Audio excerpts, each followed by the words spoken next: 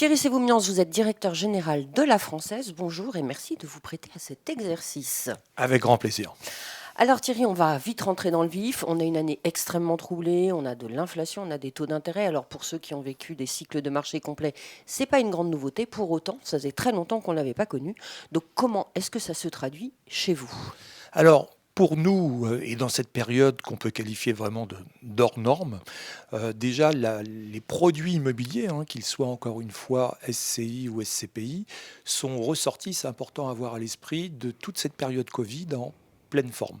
Que ce soit au niveau des performances, vous l'avez vu, on a tenu en termes de distribution, en termes de valeur, d'excellentes performances, des patrimoines. Les locataires ont payé et acquitté. On a retrouvé des taux d'encaissement, des taux d'occupation qui étaient ceux d'avant la période Covid.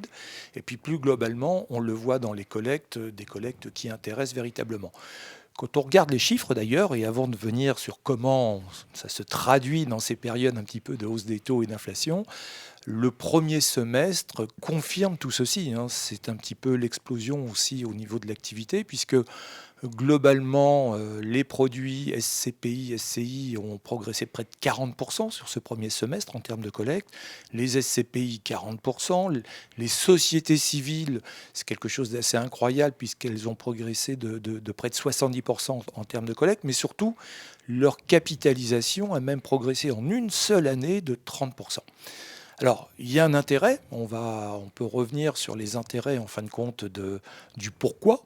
C'est sûr qu'en termes de couple, rendement de risque, de maturité de ces produits, en termes de réponse à des objectifs patrimoniaux, on le voit dans les utilisations du démembrement par exemple, il y a de véritables raisons, notamment quand on regarde les qualités par rapport à d'autres classes d'actifs. Mais à votre question, et j'y réponds, euh, inflation, hausse des taux, c'est pourtant dans une période très particulière où tous les conseillers nous posent cette question-là.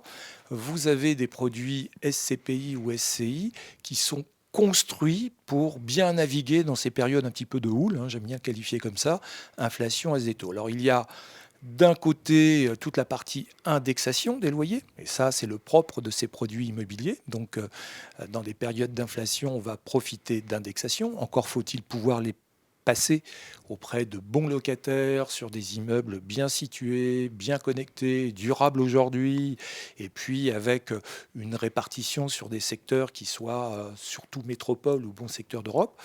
Vous avez un deuxième point, c'est que la plupart des SCPI, et les nôtres bien évidemment, nous avons fait pendant toutes ces périodes des réserves. Nous arrivons, mettons pour nous, sur des produits qui ont à peu près un an de réserve. C'est très bien pour traverser ces périodes. On n'a jamais eu de politique de hausse en fin de compte des distributions trop importantes et ça va bien nous servir.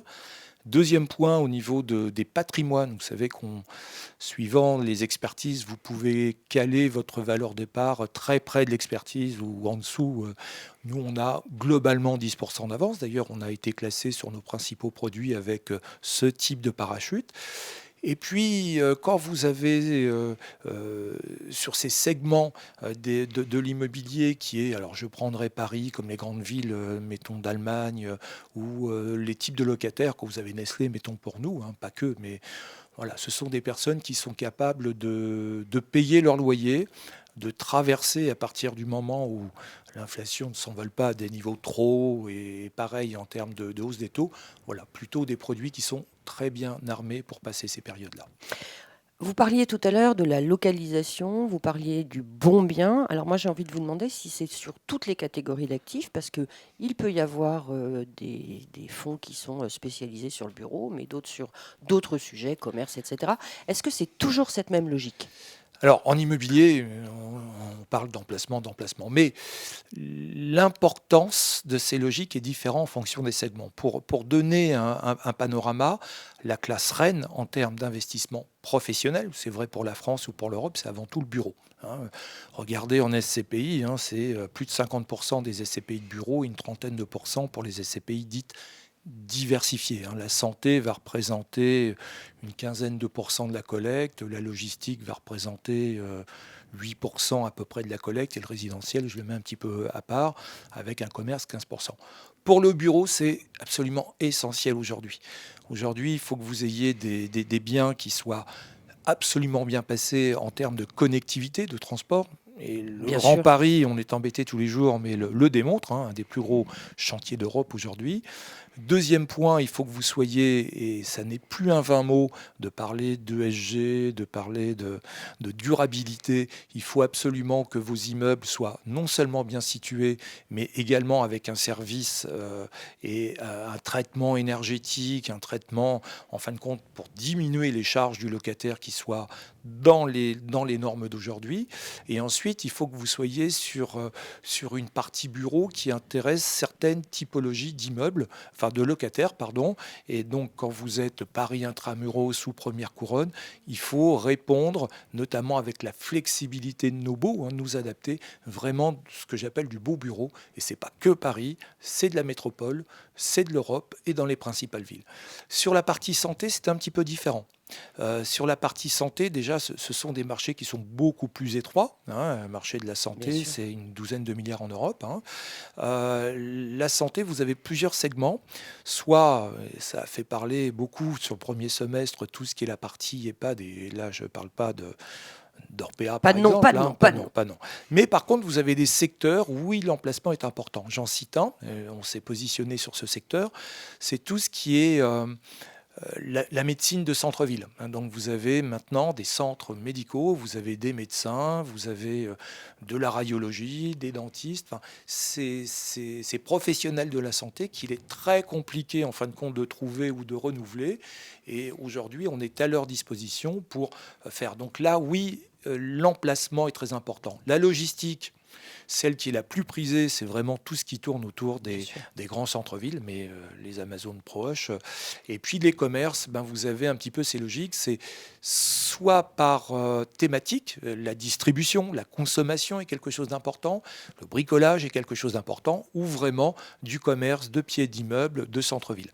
Donc voilà, vous avez toujours quelque chose de commun qui est l'emplacement, la desserte, la connectivité, et puis aujourd'hui ces nouvelles normes, mais elles jouent un petit peu différemment parce que par exemple la santé c'est assez décorrélé quoi, mais toujours l'emplacement, oui, ça oui. Alors, ça nous semble tout à fait intéressant. En revanche, par exemple, sur cette fin d'année 2022, quels seraient vos conseils par rapport à quels produits au sein de la française et au client final? Pour qui, pourquoi et combien? Bon, déjà premier point et vous donner, profiter hein, d'être au micro pour vous donner une information. Sur nos distributions, ça tiendra. C'est déjà une bonne information. Et deuxième point, sur nos valeurs, hein, puisque vous pensez bien, on discute énormément avec nos experts en ce moment, hein, sur la période, ça tiendra aussi. Ensuite, sur les thématiques, moi je suis un fervent défenseur de l'allocation. On ne va pas uniquement sur le bureau, uniquement sur la santé. C'est l'allocation. C'est pour ça qu'on fabrique plutôt des produits à briques pures. Et après, c'est le travail des conseillers en fonction de l'exposition souhaitée par le client, de l'orientation, de la durée où il va choisir un petit peu ses produits. Mais si j'avais à donner des produits, un incontournable pour nous qui est épargne foncière, 5 milliards, très parisienne, bureau, mais pas que.